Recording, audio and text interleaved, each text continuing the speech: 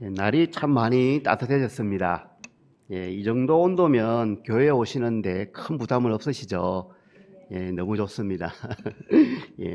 특별히 수요 기도에 오신 성도님들은 합당한 생활이라는 말을 들었을 때 가장 먼저 무엇이 생각나십니까?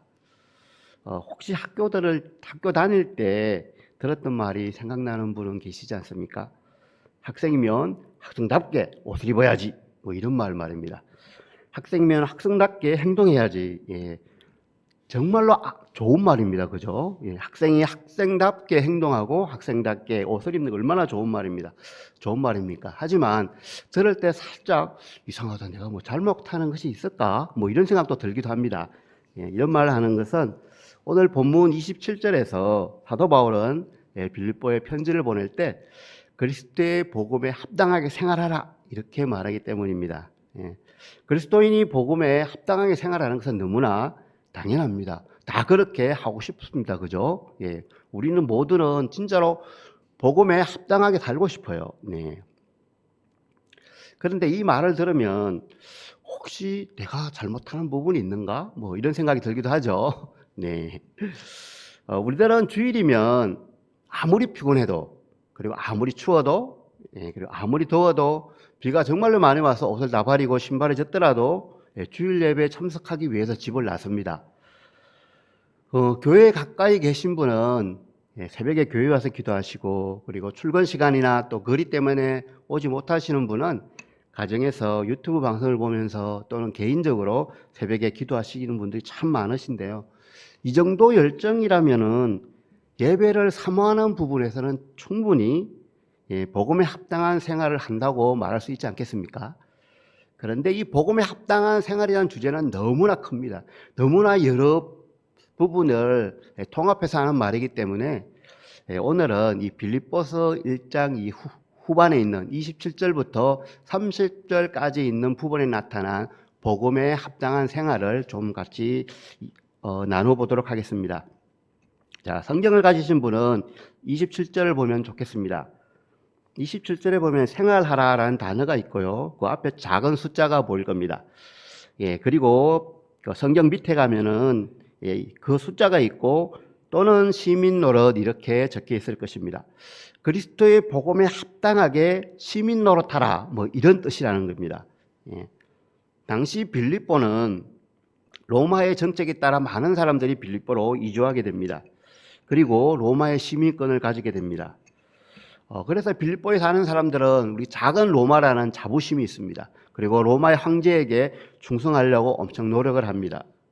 그리고 누군가가 로마에 조금 있다나 뭐 안 좋은 것을 하는 것 같다는 느낌을 받으면 감시를 합니다. 그리고 신고를 하기도 하겠죠. 오늘 사도행전 16장에 보면 바울이 빌립보를 이제 방문했을 때 그 사람들의 반응이 나타나는데요.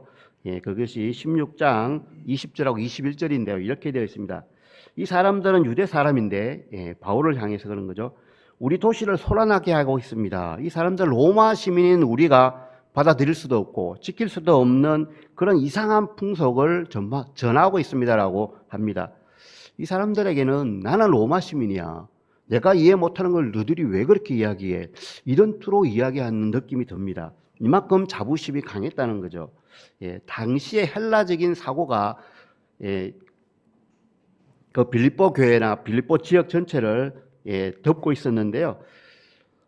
시민이라는 개념은 자신의 이익을 위해서 혼자만 동떨어져서 생활하는 것이 아니라 공동체 전체의 이익을 위해서 자기의 능력을 극대화시키는 그런 사람을 이제 시민이라고 부른다고 합니다. 이것이 시민정신이고요. 그래서 시민으로 산다는 것은 특권이고 권리죠. 그런데 반드시 그들은 의무와 책임이 따른다는 것을 알고 있습니다. 시민은 특권이고 권리이지만은 의무가 따른다는 거죠. 그래서 바울은 그리스도인이 그리스도인답게 합당하게 살려면 이 시민이라는 단어, 그러니까 시민권이라는 단어를 생각나게 하는 그 단어를 사용해서 너희들이 예수 그리스도를 믿었기 때문에 하나님 나라의 시민이기 때문에 이제 시민답게 살아야 된다는 것을 강조하고 있는 것입니다. 특히 바울은 여러 서신서에서 이렇게 합당한 이 단어를 정말로 많이 사용합니다. 로마서 16장 2절에 보면 너희는 주 안에서 성도들이 합당한 예절로 그를 영접하라. 예, 그리고 에베소서 4장 1절에는 너희가 부르심에 받은 일에 합당하게 행하라. 이 합당한을 아주 좋아합니다. 골로새서 1장 10절에는 주께 합당하게 행하라. 예, 계속해서 합당하게 행하라는 게 나오는데요. 데살로니가 전서 2장 12절에도 하나님께 합당하게 행하라. 예, 바울에게는 이 합당하게 행하는 것이 그렇게 중요했다는 겁니다. 바울 그러면 우리는 이신층이 믿음으로 의롭게 되고 믿음으로 구원받는다고만 생각하는데요. 바울이 강조한 것은 이 합당한 생활입니다. 사실 바울은 믿음과 합당한 생활을 분리해서 생각한 적이 한 번도 없습니다. 항상 같이 가야 된다는 거죠. 예. 저는 싱가포르에서 참 오래 살았습니다. 싱가포르 외국인이 싱가포르 국적을 취득할 때 한 도큐멘트에 사인을 합니다. 예, 서류에 국가의 이익에 반대하는 행동을 하면 네가 취득한 국적이 취소될 수 있다. 충분히 이해했지? 사인해. 그래서 사인을 합니다. 그래야만이 국적을 줍니다. 예, 싱가포르 국적을 취득한 아시아계 여자분이 있었습니다. 여성분이 있었습니다. 근데 코로나가 시작되면서부터 정부에서 마스크 써. 마스크 안 쓰면 밖에 못 나와. 그리고 코로나 걸린 사람은 강제로 격리시킵니다.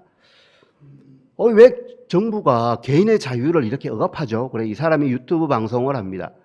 싱가포르 정부가 잘못하고 있다고. 개인의 자유를 너무나 억압한다고. 물론 정부에서 경고를 하죠. 1차적으로. 그렇게 하지 마세요. 정부 시책이에요. 이 사람은 그걸 무시하고 계속해서 방송을 합니다. 조금 뒤에 이 여자분은 국적 취득한 게 취소됐습니다. 그리고 추방당했습니다. 시민권을 얻는다는 것은 권리만 있는 게 아니에요. 이렇게 의무가 있는 거죠. 해야 될 일이 있다는 거예요. 그래서 이 시민권이라는 것을 그 당시에 거기에 사는 사람들은 빌보에 사는 사람들은 로마 시민권이 있기 때문에 상당한 혜택을 누릴 수 있습니다. 어느 지역을 다녀도 아무도 터치를 안 합니다. 왜냐? 로마 시민권이 있기 때문에. 로마가 점령한 지역이잖아요. 그 로마 시민권 있는 사람을 함부로 어떻게 해요? 두들겨 패거나 죄를 물을 수가 없죠. 정확한 절차를 따라야 됩니다. 이렇게 엄청난 특권이 있지만 또 반드시 로마를 위해서 충성해야 된다는 책임이 있다는 것이죠. 그래서 바울은 이 시민권을 가지고 이야기를 하죠. 그리스도인은 시민권이 하늘에 있다. 그렇기 때문에 복음에 적합한 생활을 해야 된다라고 계속 강조하고 있는 겁니다. 하나님 나라의 시민으로 사는 것, 이거는 개인주의적인 나만 어떤 일을 하고 안 하고 이런 문제가 아니라 성경에서는 이제 공동체적인 것이 상당히 강합니다. 하나님 나라의 공동체의 일원으로서 살아가야 된다. 이렇게 말하고 있는 것입니다. 결국 본질적으로는 빌립보 사람들이 로마 시민권을 가지고 있다고 자랑하지만 그리스도인은 네가 로마 시민권도 가지고 있지만 하나님 나라의 시민권이 있기 때문에 하나님 나라의 시민답게 반드시 살아야 된다. 이 말을 하고 있는 것입니다. 우리에게도 동일하게 적용되는 문제이겠죠. 자, 그렇다면 빌립보서 1장에서 바울은 어떻게 하는 것이 복음에 합당한 삶이냐, 합당한 생활이라고 말할까요? 이것을 세 가지로 나누어서 보도록 하겠습니다. 먼저 27절에 보면 복음에 합당한 생활은 한 마음으로 서고 한 뜻으로 협력해야 된다고 말하고 있습니다. 한 마음이 되어야 된다는 거죠. 한 마음을 품으라. 한 마음을 품으라는 말은 바울의 겉면에 정말로 많이 나옵니다. 그래서 근데 이게 더 중요한 것은 좋아하는 것이 같기 때문에 우리 한 마음을 품는 것이 아니라 성령 안에서 한 마음을 품는다는 것입니다. 이것이 너무나 분명합니다. 성령 안에서 한 마음을 품어야 되는 거예요. 좋아하는 사람끼리 모이는 거하고 아무 관계가 없습니다. 그리고 27절에는 서서라는 말이 나오는데 단어가 나오는데요. 바울이 참 많이 사용하는 단어입니다. 선다는 것은. 이 선다는 것은 전쟁이 시작되는 그때에도 불리하더라도 자기 자리를 끝까지 지키는 군인, 그 서서 지키는 그 군인하고 관련이 있다고 합니다. 그만큼 용기 있게 행동하라는 것이죠. 바울은 이 단어를 참 많이 씁니다. 고린도전서에도 16장에는 깨어있어 믿음에 굳게 서라 이런 말도 있고 갈라디아서 5장 1절에도 굳게 하여 서라 이런 말도 있고 이렇게 후퇴하지 말고 네가 믿음을 가졌다면 그 자리에 굳게 서 있으라는 거죠. 진리를 수호하기 위해서 복음의 진리를 도전하는 세력들이 반드시 있다는 겁니다. 그리고 그들에게 굴하지 않고 무릎 꿇지 않고 확고하고 결연하게 대처해 나가야 한다는 것을 바울이 말하고 있는 것입니다. 위협과 고통이 따를 수도 있겠죠. 그렇지만 진리는 수호해야 된다는 겁니다. 예. 바울은 본질적인 문제에서 이렇게 절대 타협하지 말라고 강조하고 있습니다. 그리고 한 뜻으로 서라는 거죠. 한 뜻으로 함께 서라는 거죠. 단합, 협력을 상당히 강조하고 있는데요. 성도들은 한 마음과 한 뜻으로 복음의 신앙을 지키기 위해서 협력해야 된다는 것을 여러 곳에서 이렇게 강조하고 있습니다. 왜 그렇게 해야 되는가 하면 그렇게 할 때만이 대적들의 그 반대를 싸워서 이겨낼 수 있기 때문입니다. 예수님도 잡히시기 몇 시간 전에 계속 기도하시면서 제자들이 성령 안에서 하나 되기를 기도를 참 많이 하셨죠. 요한복음 17장에 보면 21절, 22절, 23절 계속해서 나옵니다. 제자들이 성령 안에서 하나 되게 해달라고 기도하는 것이죠. 성령 안에서 하나 될 때만이 정말로 올바르게 복음을 전하고 복음을 전하면서 받는 그 어려움들을 극복해 나가고 협력해서 일을 할 수 있기 때문입니다. 그런데 이제 중요한 것은 어떤 일에 협력하느냐가 문제죠. 공동체에 속한 분들이라고 해서 교회 공동체에 속한 분들이라 해서 같이 모여서 맛집을 탐방하는 게 나쁜 게 아닙니다. 그죠? 그렇게 해야죠. 그리고 같이 쇼핑을 하는 거 아주 좋습니다. 그리고 어떤 책을 읽고 토론하는 것도 정말 좋습니다. 그죠? 그런데 조금 더 중요한 일이 있습니다. 그것은 바로 하나님 나라를 위해서 협력하는 것이죠. 진리를 지키기 위해서 혼자는 힘들기 때문에 협력해서 그것을 지켜나가라는 것이죠. 함께 즐기는 일에는 잘 협력하는 분이 있는데 어떤 분들은 하나님 나라의 일을 하기 위해서는 또 뒤로 한 걸음 물러나시는 분도 가끔씩 있습니다. 빌립보에서 말하는 협력은 이렇게 하나님 나라를 위해서 복음을 전하는 것과 또 하나님 나라에 답게 사람들이 살 수 있도록 돕는 일을 하는 그 환경을 만드는 일에 협력하라는 것입니다. 두 번째로 복음에 합당한 생활은 28절에 나오는데요. 28절에 보면 대적하는 자들을 두려워하지 말아야 가능하다고 합니다. 복음에 합당한 생활을 하기 위해서는 대적하는 자들을 두려워하지 말아야 된다는 건데요. 당시에 그럼 누가 과연 이렇게 빌립보 교인들에게 대적했을까요? 아마도 이교도들이었을 거예요. 전혀 복음을 듣지 못한 사람들, 복음을 들어볼 경험도 없었고 듣고 싶은 마음도 없었던, 바울을 대적해서 때리고 감옥에 넣고 죽이려고 했던 그 사람들이겠죠. 그리고 교회 밖의 사람들뿐만이 아니라 교회 내에도 바울을 대적한 세력들이 있었습니다. 율법주의 유대주의자들이죠. 그리고 우리가 예수 믿었으니까 됐지, 다른 건 다 필요 없어, 우리 마음대로 다 할 수 있어, 이렇게 하는 사람들도 가끔씩 있었습니다. 그래서 바울은 빌립보 교회가 든든히 서고 정말로 복음에 합당한 생활을 하려면 이렇게 이런 대적자들을 두려워하지 말아야 된다는 겁니다. 두려워한다면은 그 대적자들은 너무나 즐거워할 것입니다. 우리가 대적하는 자들을 두려워하지 않는다면 대적자들이 우리를 두려워하게 될 것입니다. 근데 바울이 이렇게 대적자들을 두려워하지 말라고 하는 것을 보면 그 당시에 빌립보 교회를 누군가에게 영적으로 대적하는 자들이 분명히 있는 것 같습니다. 바울은 빌립보 교회 성도들이 대적자들 때문에 받는 그 고난을 잘 감내하면서 바울이 싸우고 있는 그 싸움을 동일하게 싸우고 있다라고 하면서 그것을 참고 견디라라고 말하고 있습니다. 근데 이 두려워하지 말라라고 하는 것은 대적자들을 두려워하지 말라고 할 때 이 두려워하지 말라는 그 단어는 참 재미있습니다. 놀란 말들이 우르르 도망치는 것, 이런 뜻이 있답니다.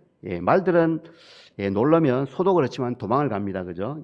예상치 못한 어떤 장애물을 만날 때 허둥댄다는 거죠. 그리고 뒤로 물러선다는 거죠. 겁먹은 상태라는 거예요. 그래서 이렇게 하지 말라는 거죠. 대적자들이 다가올 때 믿음의 공동체가 하나가 되어서 싸워서 나가라는 거죠. 그렇지 않을 때는 공동체에 있는 성도님들이 이탈하게 된다는 거죠. 우리는 진리를 거스리는 사람들을 두려워할 필요가 전혀 없습니다. 구약 느헤미야에 보면 이제 4장의 느헤미야가 성을 쌓는 프로젝트를 시작합니다. 성벽을 보수합니다. 그런데 그 주위에 있던 산발랏이 느헤미야뿐만 아니라 이스라엘 전체를 살짝 건드립니다. 너들이 성을 쌓는다고 쌓아봐. 그 성에 여우 한 마리만 올라가다 성이 다 무너질까? 이렇게 비웃기 시작합니다. 뿐만이 아니라 그래? 그럼 우리가 군사를 이끌러 가서 너희들 다 죽여버릴 거야. 뭐 이렇게 공격을 하기도 합니다. 이스라엘 사람들이 당연히 두려웠겠죠. 이 사람들은 두려워했습니다. 하지만 이 사람들은 그 성을 쌓는 것이 하나님의 뜻이라고 믿고 있었습니다. 왜냐하면 성을 쌓아야지, 성벽을 보수해야만이 신앙을 지킬 수가 있거든요. 신앙이 하나님을 믿는 사람으로 살아갈 수 있기 때문에 성벽 쌓는 일이 꼭 필요합니다. 그래서 이 사람들은 두려웠지만 기도하면서 어려움을 하나하나 이끌어 나갑니다. 해결해 나가죠. 절반은 일을 하고 절반은 창과 칼을 들고 지키고, 이렇게 해서 싸워 나갑니다. 그래서 결국은 성벽을 다 완수합니다. 성벽이 완공되었기 때문에 신앙생활을 즐겁게 아주 할 수 있는 터전이 만들어진 것입니다. 비본질적인 문제는 양보를 하면 됩니다. 아주 간단합니다. 하지만 진리와 관련된 부분은 절대로 양보할 수가 없습니다. 적대자들에게 굴하지 않고 협력해서 싸워서 이겨나가는 방법밖에 없습니다. 한번 양보하고 또 양보하면은 이 진리는 흐트러지게 됩니다. 비본질적인 문제에 양보하면 됩니다.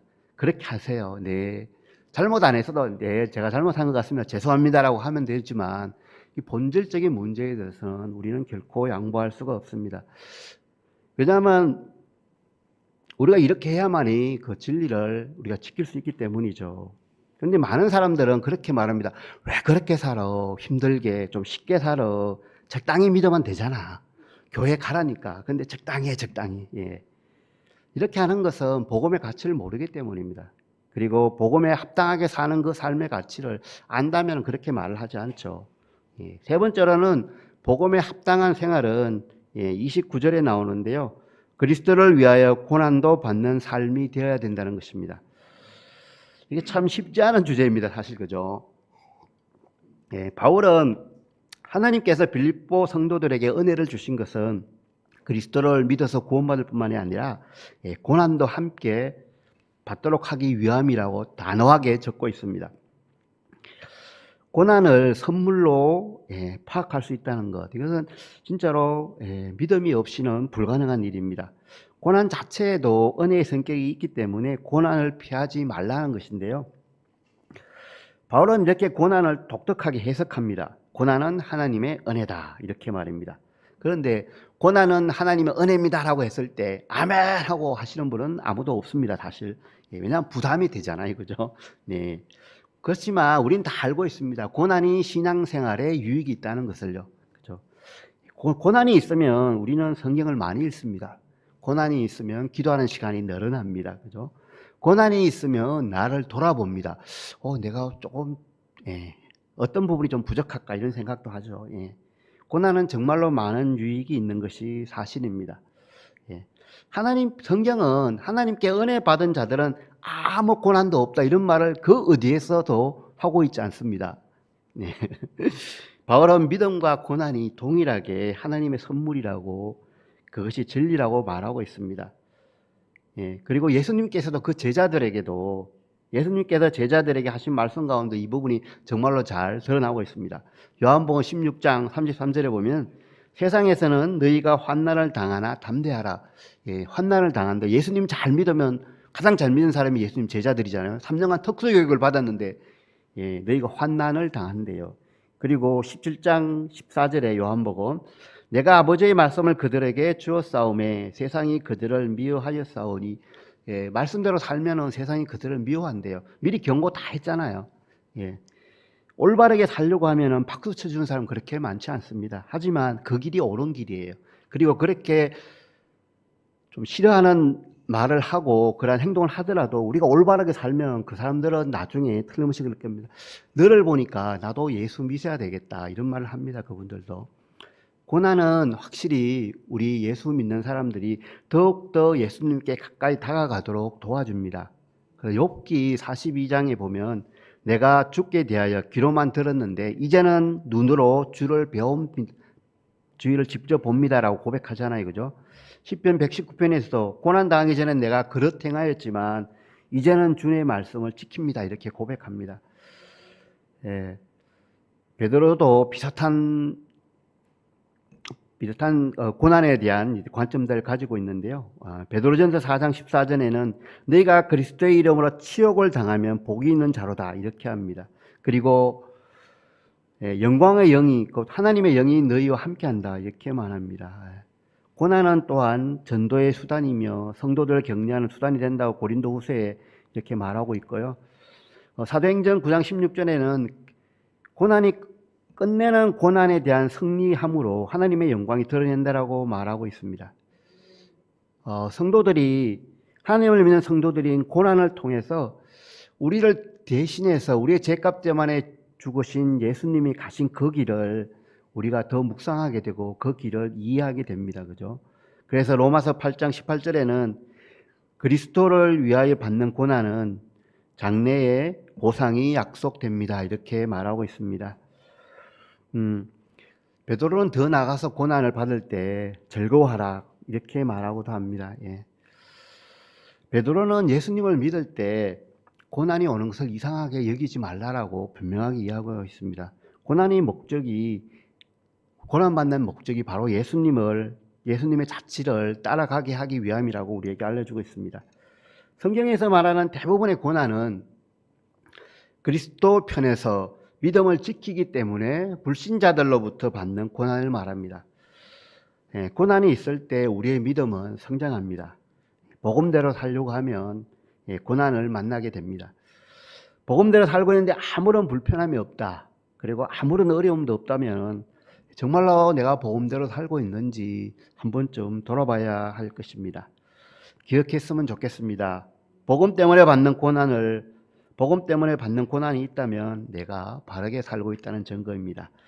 우리는 복음에 합당하게 생활하라는 빌립보서 1장의 말씀을 잠시 보았는데요.